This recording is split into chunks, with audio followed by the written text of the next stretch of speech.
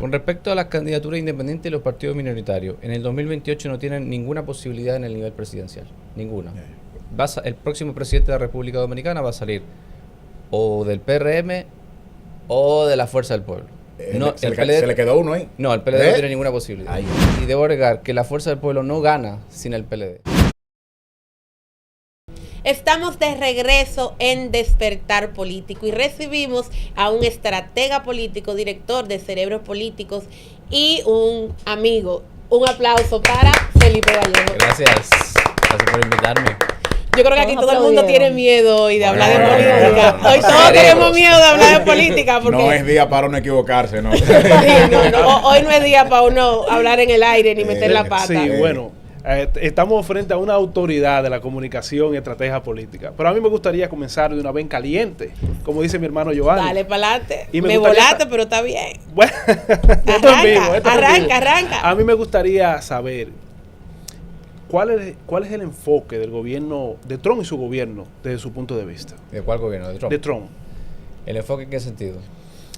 Tú sabes que ahora mismo que él está con todo esto de los aranceles, de la economía, entonces, bueno. ¿qué se está moviendo? No, yo pienso que el gobierno de Donald Trump ha sido consecuente. Ha sido consecuente con lo que prometió.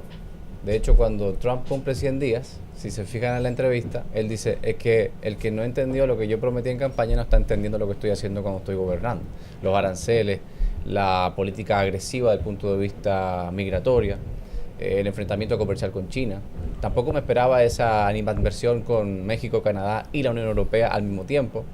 Pero de todos modos ha sido consecuente con lo que él ha prometido. De hecho, en el punto de vista migratorio, desde el punto de vista comercial, a ojos de su electorado está cumpliendo lo que prometió. De ahí que los resultados sean buenos o malos, eso es otra cosa. Y en el tercer ámbito, el ámbito de las guerras, realmente no ha podido solventar la situación que él prometió paliar. Por un lado, la Franja de Gaza, que sigue esa tensión, incluso ahora Israel sigue bombardeando prácticamente semanalmente la Franja de Gaza, y lo que es peor, Ucrania. Ya Putin se le salió del control, pensando él que estaba en la palma de su mano, cuando realmente Putin le ha dado una lección de geopolítica importante. Tú eres un migrante y la mayoría de los migrantes se encuentran un poco duro las decisiones que se están tomando en República Dominicana con respecto a Haití. ¿Cuál es tu perspectiva con respecto a la situación actual de Haití y República Dominicana? No me la encuentro dura porque yo primero que todo cumplo con las leyes. Y a pesar de que a veces sí es complicado, todo el que ha pasado por migración sabe que eso es realmente... Un pandemonio. Sí, complicado pasar por ahí, pero hay que hacerlo porque obviamente la ley es la ley. Yo pienso que la República Dominicana tiene el derecho de ejercer su soberanía y aplicar las leyes migratorias. En vista de que sobre todo República Dominicana está caminando hacia un proceso hacia el proteccionismo. Primero, el mundo está caminando hacia un proteccionismo, aún se está aislando cada país. Estados Unidos es la referencia. Pero también, en el caso de República Dominicana con respecto a Haití, luego de llamados que no han tenido el efecto de la comunidad, hacia la comunidad internacional de atiendan el problema haitiano no tiene solución dominicana. En vista de eso, República Dominicana lamentablemente ha tenido que radicalizar su lucha en sentido de la situación migratoria irregular. Por eso entonces tú ves que se implementan políticas agresivas, por ejemplo, de redadas con respecto a la migración o a la deportación o a la detención de ciudadanos en condición irregular. Sobre todo esto viene a consecuencia de que Estados Unidos cambió de gobierno. En el gobierno de Biden, que es un gobierno demócrata, el presidente Luis Abinader se manejó un poquito más con respecto a esa agresividad que la gente estaba esperando. En cuanto Donald Trump asumió, se radicalizó también en un sentido popular y efectivo, la política migratoria del actual gobierno. Actualmente vemos que hay muchos aspirantes a candidatos presidenciales en el PRM. ¿Qué tú vislumbras dentro del Partido Revolucionario Moderno para el 2028? Yo vislumbro por el momento, si fuera... A ver, primero hay que determinar un método de elección, pero por el momento no veo grandes fisuras con respecto a lo que pudiera ocurrir en un eventual proceso legítimo de elección de candidato. Ahora, yo lo que sí veo es que el PRM, en algunos momentos, peca de hablar demasiado del 2028 y muy poquito del 2024. Y me refiero al 2024 en el sentido de los resultados. Un partido que está en el gobierno está obligado a hablar mucho más del presente que del futuro inmediato, del futuro al mediano plazo. ¿Por qué? Porque ha sido elegido por la gran mayoría de los ciudadanos para entregar resultados. Entonces, cuando una gente está en un día X, difícil, se le fue la luz, va al supermercado y está la cosa más cara. Todas estas quejas que uno va viendo de la gente, que son reales, que son legítimas y que son respetables, y después yo voy a la prensa y el debate que veo del partido y del gobierno es quién va a ser su próximo secretario general. Dios. O quién debe ser el presidente del partido en la próxima convención. Entonces, hay una desconexión ahí. Estamos hablando demasiado del 2028 y muy poco del presente, cuando en el presente hay demasiados desafíos latentes. Estimado Felipe, quiero aprovecharte en sentido amplio. Cuando nace la democracia en nuestro país es a partir de la caída de Trujillo, del dictador, el golpe de estado de Juan Bosch, y tú que estás en el marketing político y estratega, una de las palabras más importantes de ello es el cambio. O sea, la palabra cambio transcurre en todo el escenario político, tanto de los liberales como de los conservadores. Hay oportunidad ahora en la oposición o de cualquier líder que pueda decirle a esos partidos, no, voy a ser el presidente por el pueblo, por el soberano, o seguirán estas personas, muchos de ellos, engañando a este pueblo, como lo han hecho durante años. Bueno, hay que pensar que la democracia dominicana es muy joven. Hay algunos que establecen que la democracia transitó desde el año 66, otros de 78 y otros, yo soy más partidario del año 96, que es cuando realmente ha habido un proceso de tranquilidad entre elección y elección. Luego de Balaguer. Correcto, luego del Pacto por la Democracia, incluso las reglas que se establecen en el año 94, no reelección, balotaje, todas las reglas que hoy vemos en términos electorales nacieron de ese Pacto por la Democracia. Por eso para mí el 94-96 marca una época.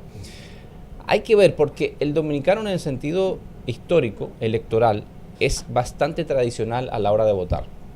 Por eso yo no creo que aquí haya espacio para un outsider como lo fue Milei en Argentina, como lo ha sido, entre comillas, Bukele en El Salvador o Bolsonaro en Brasil. Porque el votante dominicano, históricamente hablando, es un votante que aspira a esa tranquilidad en el tiempo, a esa estabilidad en el tiempo. Y si tú te fijas, en la propuesta de los partidos, en estricto rigor en términos de propuestas, realmente no distan muchos unos de otros. Y el PRD, pero también por su origen. Porque obviamente en el origen del PLD y en el PRD hay pocas personas. Y en el origen del PRM está el PRD. Entonces, y en el origen de la Fuerza del Pueblo está el PLD. Entonces, realmente es una convivencia de partidos que realmente se parecen bastante más de lo que ellos quisieran admitir.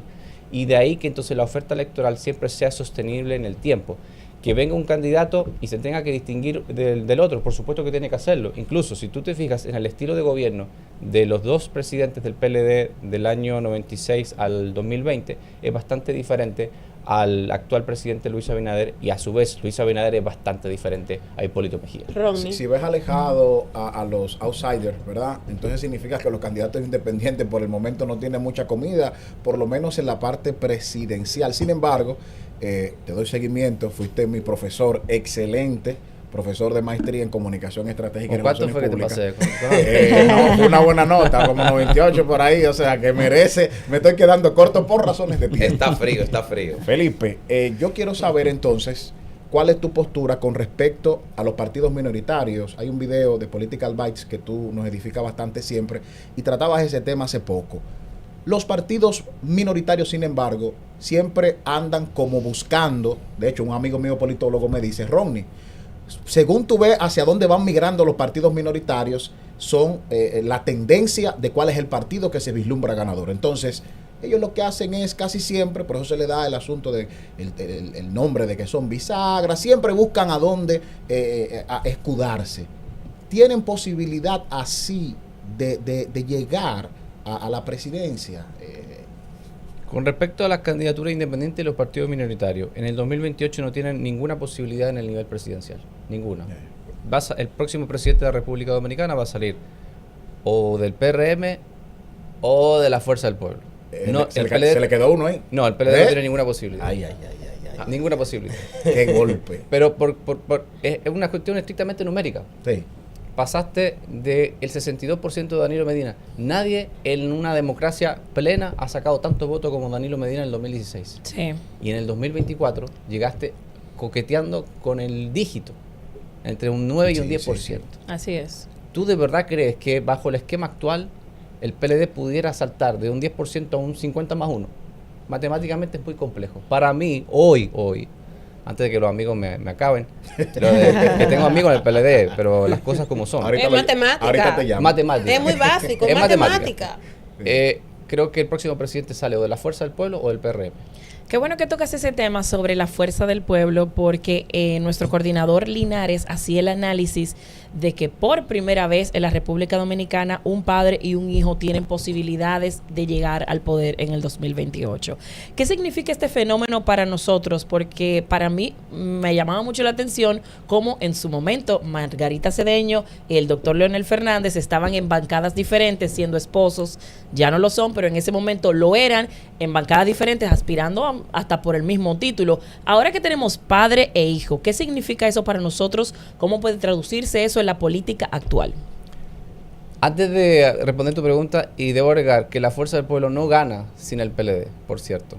Otro golpe más. Te van a No llamar gana. de nuevo. Ya van 2 llamadas. Pero que te lo esperan. hemos dicho muchas veces aquí, es matemática pura. Una oposición dividida no gana ni con oraciones. Sin hablar que lo que dice Noribel a cada rato es que no es que la oposición gana, es que el partido de gobierno pierde. Correcto. Bueno, con respecto a Omar Fernández y Leonel Fernández, yo creo que es un fenómeno interesante. Tienen una oportunidad, pero también es como una suerte de amenaza interna, para la cohesión interna. Si fuéramos al status quo o a los poderes fácticos dentro de la Fuerza del Pueblo, ellos no quieren, pero para nada, hablar de una candidatura de Omar Fernández. No. Así es. Sino que ellos están realmente acomodados a la posibilidad de que Al Leonel liderazgo Fernández- que Lo conocen. al mismo yo liderazgo digo. que Ajá, representa Leonel Fernández. Esto tiene un trasfondo cultural. Los partidos políticos siempre han respondido a ese gran líder. Hablemos de Juan Bosch, de Peña Gómez, Sí, de claro. Balaguer, etcétera. Creo que Leonel Fernández es el último símbolo de esa cultura tradicional política, sobre todo partidaria y de liderazgo político en términos generales. Omar Fernández tiene un potencial enorme y yo pienso que ahí ambos deben seguir corriendo la carrera que están encaminados a correr de aquí al año 2028 por una razón sencilla. Tú no sabes lo que puede pasar en el 2028, los planetas se pueden alinear. Claro. Estaba Leonel Fernández asegurado de que en la segunda vuelta del año 96 Joaquín Balaguer y Juan Bosch le iban a levantar el brazo ahí en el Centro Olímpico. No. Así es. Jamás, eso fue una foto Eso fue histórica. un chepa cum laude. 30 años después seguimos hablando de eso. Sí. Así es. Por ende, creo que Omar Fernández tiene que seguir haciendo lo que está haciendo, Ok. porque ese capital político se irá acumulando. En algún momento él podrá endosar, si quiere, esos votos o ese apoyo a su padre, o viceversa. Pero para mí, la Fuerza del Pueblo tiene que hacer un ejercicio real de, ¿vamos a seguir siendo líderes de oposición? ¿O vamos realmente a hacer una plataforma A que brincar el pudiera charco. competir por el poder en el año No sé, 2028? Ariel. Felipe, se habla mucho de la nueva política y en ese discurso se enarbola que estamos en una nueva política, etcétera, y vemos un relevo generacional en diferentes partidos, vemos jóvenes trillando el camino y se dice popularmente que esos jóvenes son de marketing, que tú no lo ves hablando de los ejes transversales del país, fijando posturas. ¿Cuál es tu opinión con relación a eso? Yo pienso que eso está errado. Partiendo de un esquema político tradicional, el político que quiera ser exitoso en República Dominicana no debe salirse extremadamente, o sea, mucho de los cánones tradicionales.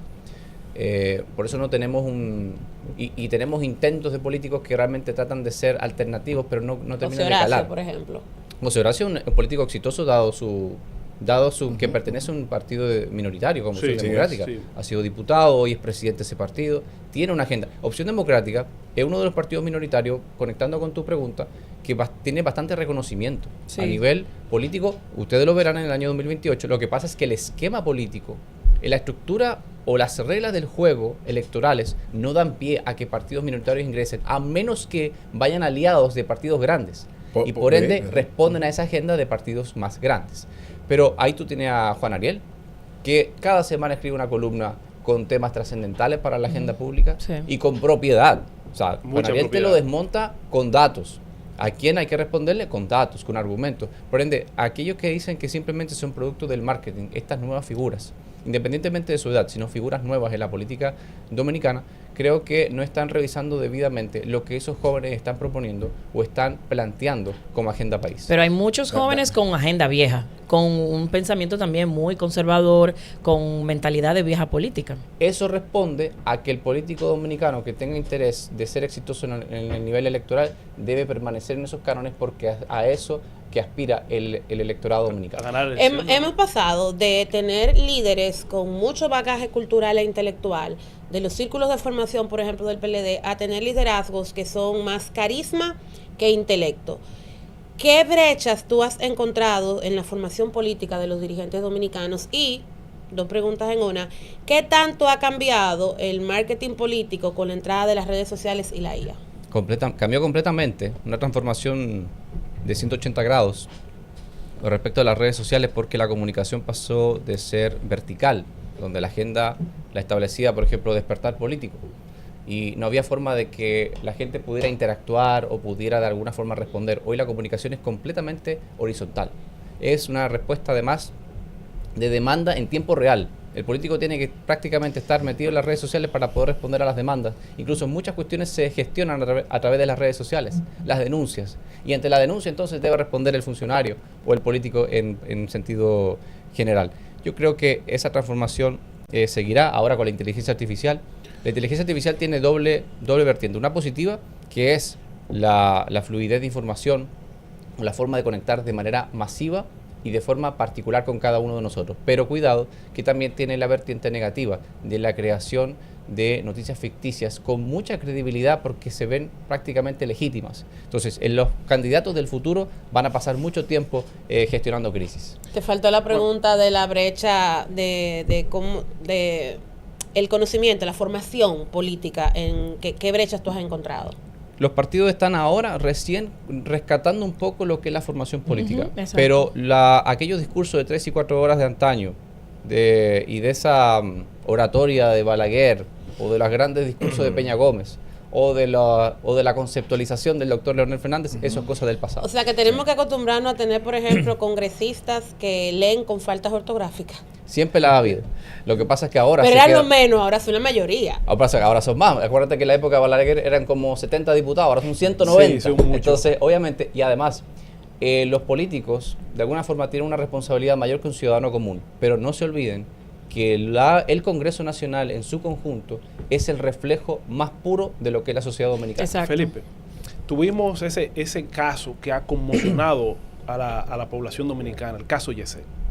Cuando hablamos de comunicación y manejo de crisis, ¿cómo tú ves desde ese punto el manejo que se le ha dado de parte de Antonio Espaillat? Bueno, es fácil hablar desde afuera con respecto a un caso que no tiene, para mí, precedente en la historia de la República Dominicana, por lo menos de tragedias no naturales. Pero la gente le pedía a Antonio que fuera al lugar. ¿Tú te imaginas que yo tengo un familiar ahí debajo de los escombros, probablemente fallecido o peleando por su vida, que cada minuto cuenta, y se aparece el dueño del local que en estricto rigor es responsable de la integridad física de las personas que estaban dentro del recinto? Así es. Lo iban a linchar. Tú no le puedes pedir eso a una persona con sentido común. Jamás se habría personado ahí.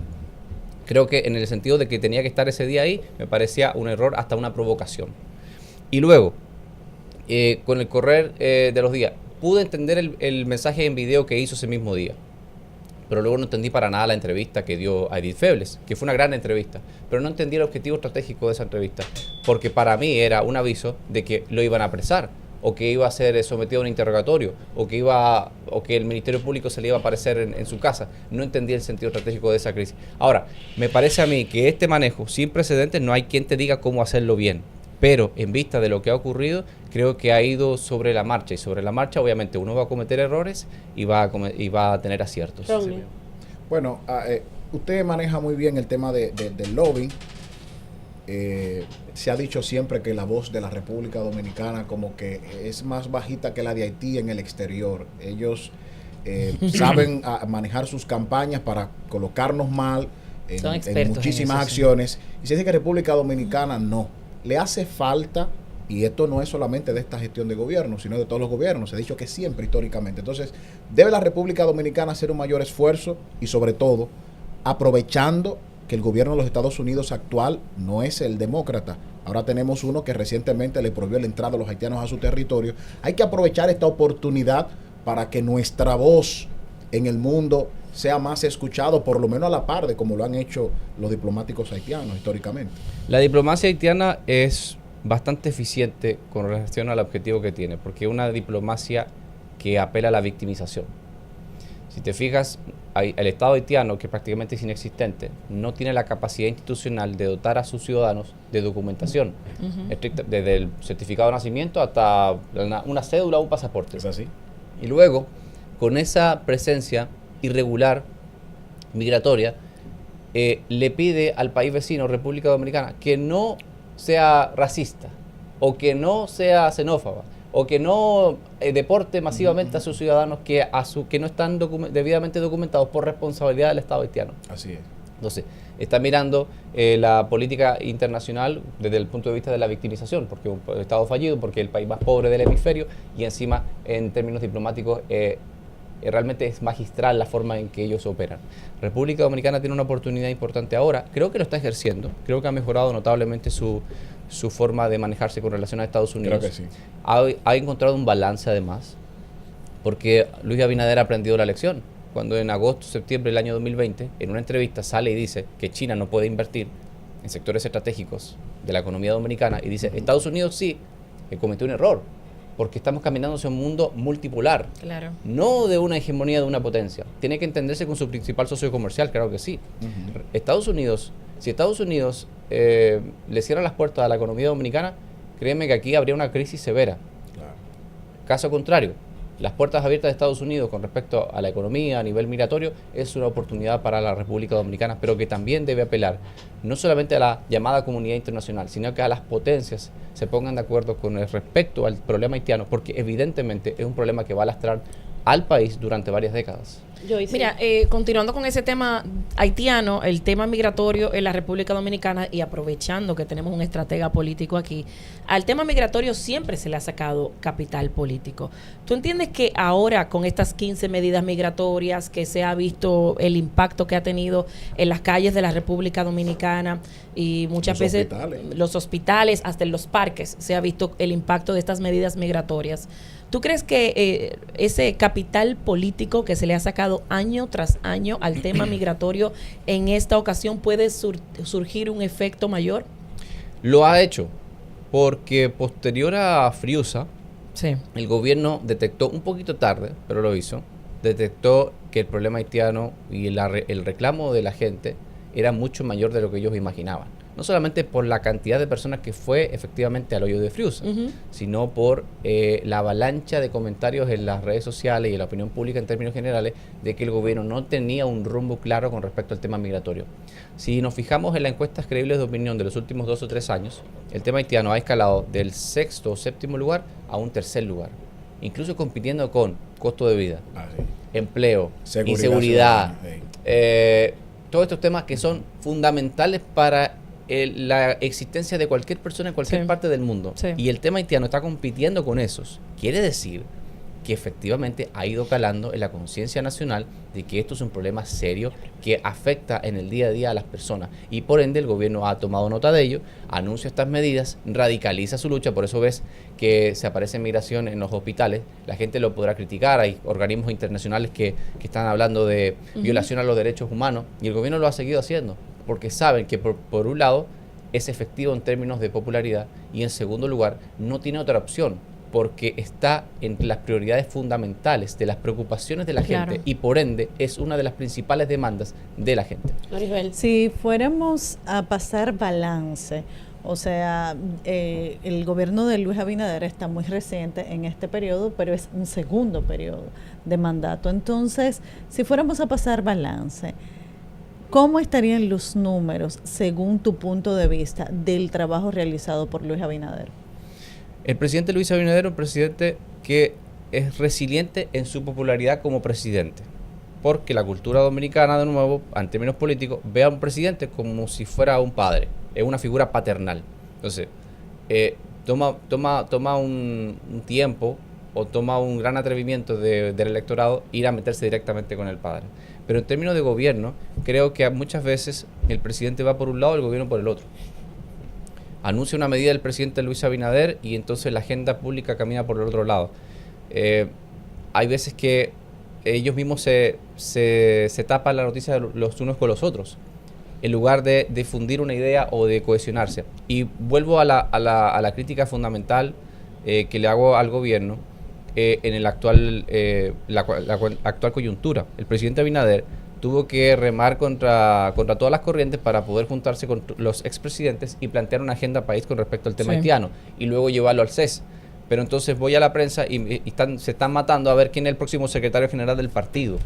Entonces hay una desconexión. Si tú vas a la calle y le preguntas a la gente, vaya y pregúntale a la gente a la calle para que vaya a decir, bueno, sí, pero sí. Este está como que sesgado. Vaya y pregúntale a la gente a la calle. ¿Le interesa a usted quién es el próximo presidente del PRM? ¿Le interesa a usted quién es el próximo secretario general del PRM? Le garantizo que prácticamente a nadie le va a interesar ese tema. Sí, claro. Le va a interesar qué estamos haciendo con respecto al tema haitiano. Bueno, el presidente anunció esas medidas. ¿Por qué no se están promoviendo esas 15 medidas urgentes que hizo el presidente Abinader? ¿Por qué no estamos hablando de la crisis eléctrica? ¿Por qué no estamos hablando de la subida de precios de los productos de primera necesidad? Que el gobierno está preocupado y está tratando de accionar, pero pareciera que no está preocupado y no está tratando de accionar porque estamos debatiendo cuestiones del 2028 sobre quién va a ser el próximo candidato presidencial. No digo que no lo hablemos. Yo digo que la agenda gubernamental está siendo, de alguna forma, siendo eclipsada por la agenda política del propio partido que está gobernando, y eso es una amenaza. Felipe, es un error para llevarle cultura histórica, política al pueblo dominicano, que este partido, que en un momento fue el PRD, cometió el mismo error cuando fue presidente don Antonio Guzmán y Salvador Reblanco, que Peña Gómez estaba a lo interno del partido y José Francisco iba para un lado y el gobierno iba para otro. Es increíble, como tú dices, que hoy sus hijos, sus nietos, porque como tú observas eran los mismos que están hoy gobernando con Luis, cometan el mismo error. Pero te quiero hacer una pregunta, estimado hermano Felipe. El aspecto de la oposición, que muchas veces observamos todos estos problemas que tiene Luis Abinader, pero sentimos una oposición dormida. Muchos dicen que por el golpe que se le ha dado al PLD a nivel de justicia, no quieren salir a hacer opinión pública. ¿Qué oportunidad tú puedes observar en la oposición para que pueda relanzarse y enfrentar a este gobierno? El único relanzamiento de la oposición es si van unificados en el 2028. Y no digo sobre la base de una alianza rara. No me refiero a una alianza rara. Palabras de Danilo Medina. Sino de una verdadera alianza. En febrero del año pasado se inscribieron formalmente las candidaturas presidenciales conforme a la ley para las elecciones de mayo. Cuando Abel Martínez se inscribe y Leonel Fernández se inscribe por su lado, yo dije, esto se acabó. Wow. Hasta aquí llegamos. Porque no hay manera posible de un partido retener el poder dividido. Si no, pregúntele al PRD en el 2004. Pregúntele al PLD en el año 2020. Pregúntele al PLD, Fuerza del Pueblo, 2024. Nunca Luis Abinader se vio amenazado en su reelección, mientras el PLD y la Fuerza del Pueblo permanecieron divididos.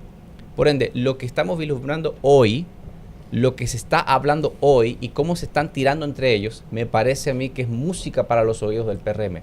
El PRM podrá ser un gobierno deficiente o hasta mediocre a ojos de mucha gente. Y te garantizo que si estas son las condiciones, quien sea el candidato del PRM va a ser el próximo presidente de la República. De tu boca, ¿cómo porque que dicen no los hay gringos? forma humana posible. Para tú ser competitivo boca, los oídos de al partido de gobierno, tú tienes que ir unificado. Si no vas unificado y tú te estás tirando con tus ex compañeros de partido o te estás desangrando mutuamente, no vas para ningún lado. O sea, la oposición luce estancada, como dices. ¿Pero por qué luce estancada? Porque se están velando mutuamente en lugar de enfrentar a quien realmente deben enfrentar, que es al partido de gobierno. Están más preocupados de qué dirigente se me fue del partido para el otro o de si verdaderamente vamos a poder ir unificados de alguna manera. Y esa es la agenda de la oposición. La oposición está más preocupada de qué está pasando con ellos mismos que lo que está haciendo el PRM. Y por ende, Noribel me está mirando feo.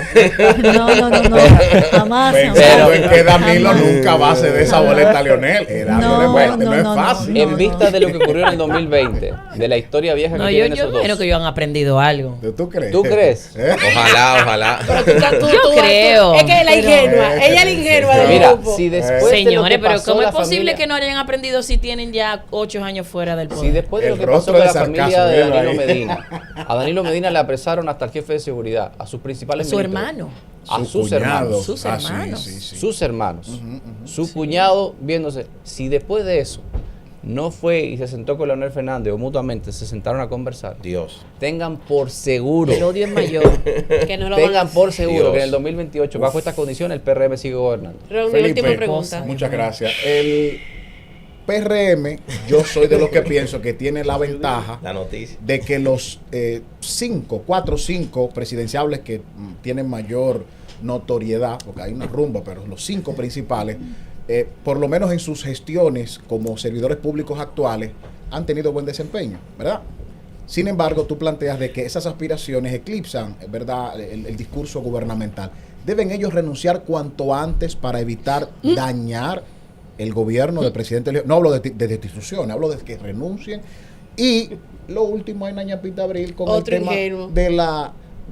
Vamos a terminar con eso, ¿verdad? Sí. Lo otro yo lo pregunto fuera de cámara. Sí, es verdad, es verdad. Yo no creo que sea positivo que los presidenciales se vayan del gobierno, porque entonces ahí se va a generar una campaña completamente formal y paralela al gobierno, en adición a la presión que la oposición pueda ejercer sobre el gobierno. O sea, el gobierno se va a abrir 3 frentes. Su propio, que es el de gestionar y sobrevivir y salir airoso de este Claro. periodo. Resistir a la campaña interna, que ya será formal porque me fui del gobierno, Ujú. y la campaña que se estará gestando desde la oposición. Serían 3 frentes. Hoy tiene 2.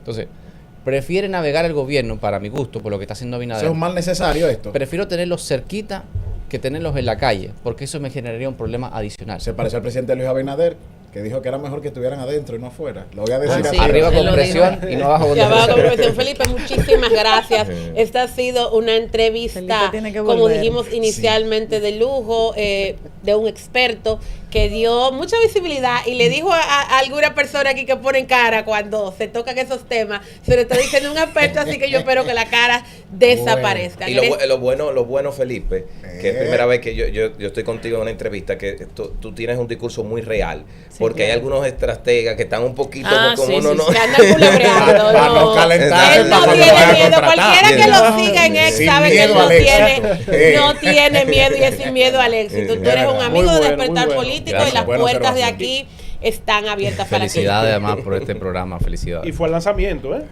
Vamos a ir a una pausa comercial y enseguida regresamos con más de Despertar Político.